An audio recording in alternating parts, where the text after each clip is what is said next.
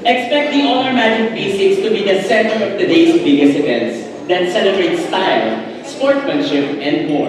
Honor Magic V6 will be at the much-anticipated Preview Ball, sharing an exclusive preview of what to expect at this exciting collaboration. Please join me welcoming on stage Camille Looper of Summit Media.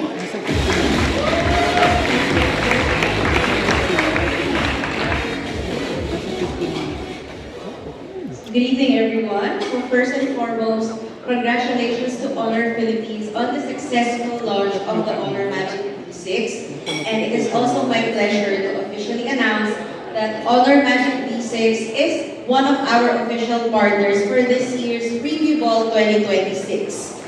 Bringing together two worlds that celebrate creativity and self-expression, this partnership reflects both Honor and Preview's vision of creating innovation that's not only powerful and intelligent, but also designed to complement today's modern lifestyle.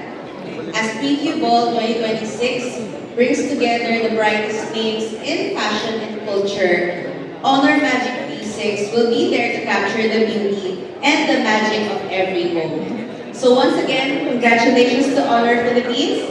We're beyond excited to see what's next. Thank you. Generation of tennis players in the country with Gentry Cup 2026. Honor Magic V6 aims to grow and further the sport of tennis for more Filipinos to experience.